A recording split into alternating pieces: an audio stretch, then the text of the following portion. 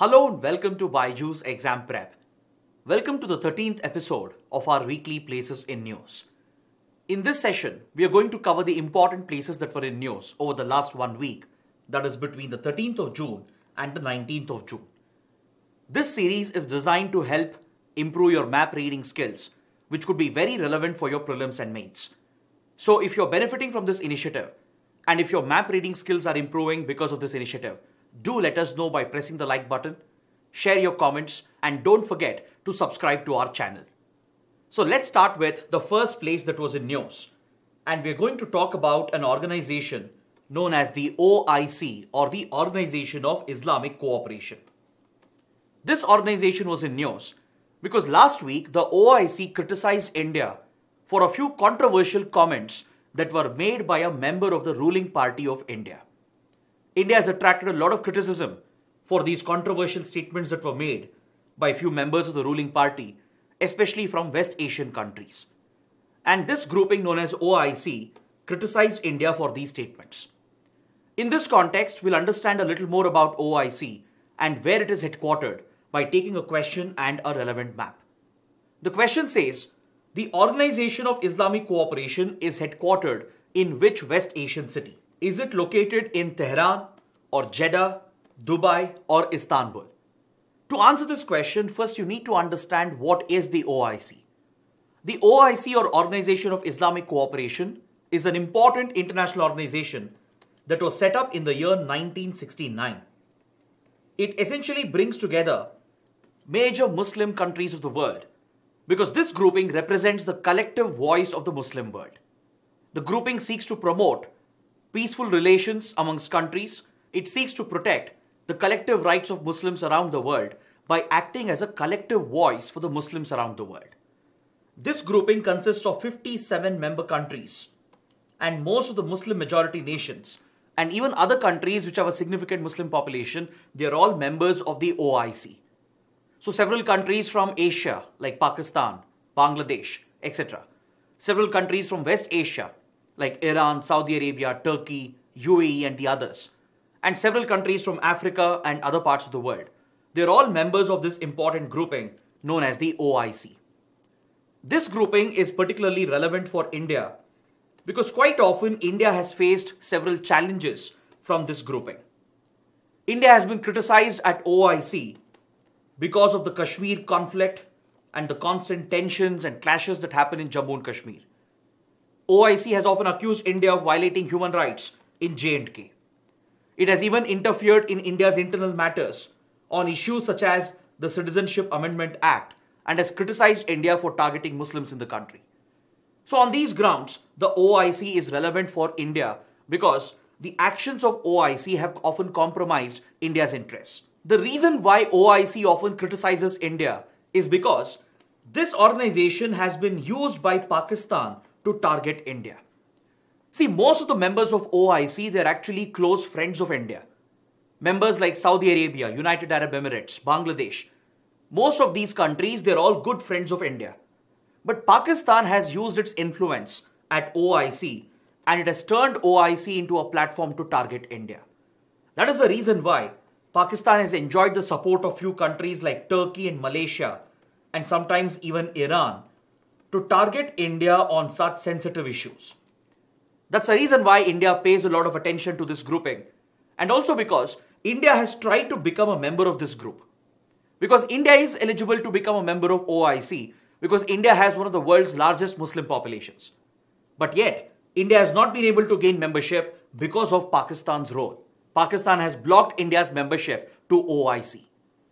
This important organization is headquartered in West Asia, in the city of Jeddah, which is located in Saudi Arabia. This is what you need to know about OIC and where it is headquartered. So now, if you look at the question, it's very easy to answer the question. The correct answer is option B. The headquarters of OIC is located at Jeddah in Saudi Arabia. Now let's move on to the second place that was in news. And we are going to talk about the nuclear sites that are located in India. This topic is in news because last week, the Stockholm International Peace Research Institute, or SIPRI, which is a Sweden-based think tank, it brought out a report according to which India's nuclear arsenal has been expanding. The CIPRI report pointed out that India is trying to catch up with the nuclear weapons of Pakistan and China, and it has expanded its nuclear arsenal in the last few years. So in this context, let's take a question on India's nuclear program and understand where our civilian nuclear reactors are located. Even though the development was related to our military program, that is our nuclear weapons program, let's use this opportunity and understand where the civilian nuclear reactors of India are located. The question says, with regard to India's nuclear program, which of the following places is the odd one out? You need to identify which of these places is the odd one out with regard to India's nuclear program. In the options, we have Kaiga, Tarapur, Narora and Balsor. To answer this question, first you should know where exactly are India's nuclear power plants, the civilian nuclear power plants are located. And this map will help you understand that. The major nuclear power plants of India include the Narora Atomic Station located over here in the state of Uttar Pradesh. In the map you can also see RAPS, the Rajasthan Atomic Power Station, of course located in Rajasthan. Then you also have the Kakrapar Atomic Power Station located in the state of Gujarat. And you can also see the Tarapur Atomic Power Station located in Maharashtra. Apart from this, we have the Kaiga Nuclear Power Station located in Karnataka. And in Tamil Nadu, there are two important nuclear power stations that includes the Madras Atomic Power Station located at Kalpakkam, and as well as the Nongkhyllem nuclear power plant located again in coastal Tamil Nadu, which is being built with Russian assistance. Russia is building the civilian nuclear power plant at Nongkhyllem in Tamil Nadu. So these are the major civilian nuclear reactors of India, and you need to be familiar with their locations. So now with this understanding, if you go back to the question, you can easily say that option D is the right answer. Balsor is the odd one out. Because at Kaiga, Tarapur and Narora, at all these three places that have been mentioned, we have nuclear power plants located. The two civilian nuclear power plants. Balsor doesn't fit this description. In fact, Balsor, which is in Odisha, it is a missile testing facility for DRDO. That is why Balsor is known for. At Balsor is where the Dr. APJ Abdul Kalam Islands are located, where DRDO has set up an integrated test range for testing India's missiles like the Prithvi, Agni, BrahMos and the others. So it's a missile testing facility. That is why it stands out. It is the odd one out, and hence option D is the correct answer. Now let's move on to the third place that was in news, and we're going to take a look at United Kingdom. The UK was in news last week because of few issues related to Brexit. The Boris Johnson government in UK has introduced a new bill to overcome some of the issues related to Brexit. So let's understand a little more about the UK and its geography by taking a question and a map. The question says, which is the only part of the UK that shares a land border with the European Union? Is it England, Scotland, Wales or Northern Ireland? See, for this, you need to know what constitutes the UK or the United Kingdom. The United Kingdom is essentially made up of 4 units, or sometimes they're also referred to as 4 countries that comprise to form the sovereign government of the United Kingdom. These 4 units include England, Wales, Scotland and Northern Ireland. See, the United Kingdom is essentially an island country. It's an island state. It is made up of Great Britain Island that includes Scotland, Wales and England, which is a separate island of its own. Then we also have Northern Ireland over here, that's part of the island of Ireland. This is where Northern Ireland shares a boundary with the Republic of Ireland, which is a separate sovereign country of its own and happens to be a member of the European Union.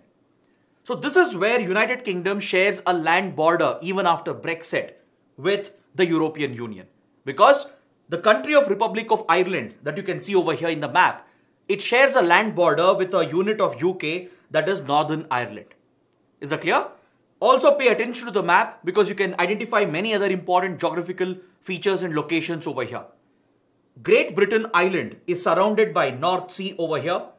It is separated from France by the English Channel, and Great Britain and the Republic of Ireland, they are separated by the Celtic Sea. And also Great Britain and Northern Ireland, they are separated by the Irish Sea. These are some important geographical features that you should take note of. Also note that UK is bound by the North Atlantic Ocean towards the northwest region. Now these places are in news because of Brexit. During Brexit, the UK quit the European Union, that is, Britain exited from the EU, and it had to work out a post-exit deal in order to continue its relationship with the European countries. In this context, the UK had to make a special allowance for Northern Ireland, which has very close ties with Republic of Ireland, so that a concession could be provided and ensure that there is no hard border that comes up between Northern Ireland and Republic of Ireland. So the Northern Ireland Protocol has been worked out as part of the Brexit process, which defines the future of relations between Northern Ireland and Republic of Ireland. It allows the free movement of people and goods between Northern Ireland and Republic of Ireland even after Britain has exited EU. This special provision has been provided only for Northern Ireland, which is one of the units of Britain or the United Kingdom. That's because Northern Ireland shares a land border here with the EU, that is with the Republic of Ireland. Since many centuries, Northern Ireland has close connections with the Republic of Ireland. So to retain those cultural and economic connections, the hard border has not come up between Northern Ireland and Republic of Ireland. So that is why the UK has worked out the Northern Ireland Protocol, and this was in news last week. So now if you go back to the question, you can easily answer this question. The correct answer is option D, Northern Ireland. The only unit of UK or the only part of UK that shares a land border with EU is Northern Ireland. With this, let's move on to the fourth place that was in news, and we are going to take a look at Mawsynram and Cherrapunji. I'm sure many of you would have heard about these places. You would have read about them in newspapers or in your geography textbooks. These two places were in news last week because Mawsynram has recorded the highest single day rainfall for the month of June. This is a record since rainfall data has been maintained for Mawsynram and Cherrapunji. These two happen to be the wettest places in India. So let's understand a little more about these important places with the help of a question and a map. The question says, Mawsynram and Cherrapunji, the wettest places in India, they are located in Lushai Hills of Mizoram, East Khasi Hills of Meghalaya, Garo Hills of Meghalaya, or in the Patkai Bum Hills of Arunachal Pradesh. See, to answer the question, you need to understand a little about the Purvanchal Hill Range, which is present in the northeast of India. The Purvanchal Hill Range that you can see in the map over here, it is comprised of several smaller hill ranges that includes the Mizo Hills, or also known as the Lushai Hills, present in Mizoram and parts of Manipur. It also includes the Patkai Bum Hill Range over here, that is part of Arunachal Pradesh, and it is even located in Nagaland. And the Purvanchal Range, or also called the Patkai Range, it also extends westwards and includes the Garo Khasi Hill Ranges of Meghalaya. Let me repeat this point. The Purvanchal Hill Ranges, also referred to as the Patkai Range, it is made up of three separate hill ranges. The Patkai Range includes the Patkai Bum of Arunachal Pradesh and Nagaland, Mizo Hills or Lushai Hills of Mizoram and Manipur, and as well as the Garo Khasi Hill Ranges of Meghalaya. These three minor hill ranges, they all come together to form the Patkai Range, also referred to as the Purvanchal Range. Mawsynram and Cherrapunji, which are the wettest places in India, which receive one of the highest rainfalls in the world, they are located in Meghalaya, in the Garo Khasi Hill Ranges. To be more specific, they are located in the East Khasi Hills of Meghalaya. Please note down this point. Option B is the correct answer. Both Mawsynram and Cherrapunji, which are located very close by, they are located in the East Khasi Hill Ranges of Meghalaya as part of the Patkai Range. Now this brings us to the last place that was in news, and we are going to talk about the Nongkhyllem Wildlife Sanctuary. This particular wildlife sanctuary was reported in news last week because a new species of bamboo-dwelling bat known as Glycrophis megalayanus has been discovered. So let's take a question and understand where this wildlife sanctuary is located. The question says, Nongkhyllem Wildlife Sanctuary is located in which state? Is it located in Nagaland or Manipur or Meghalaya or in Mizoram? See, obviously, the Nongkhyllem Wildlife Sanctuary is located in the state of Meghalaya. Option C is the correct answer. I said obviously because the bamboo-dwelling bat species which has been discovered, it has been named after the state of Meghalaya. Even though the question is pretty straightforward, it helps us understand the important protected areas of Meghalaya. Because I'm going to show you a map of Meghalaya through which you can understand the important protected areas that are present in the state.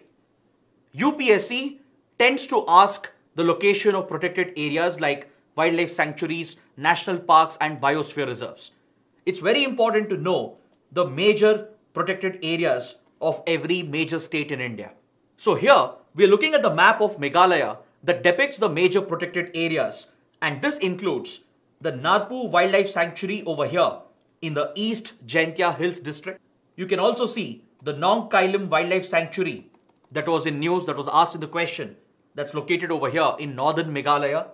You can also see Balpakram National Park located towards the southwest Khasi Hills district. It also shares boundaries with Bangladesh over here. You can also identify the Siju Wildlife Sanctuary in the South Garo Hill district region, and most important would be the Nongkhyllem National Park that you see over here, which is also a biosphere reserve.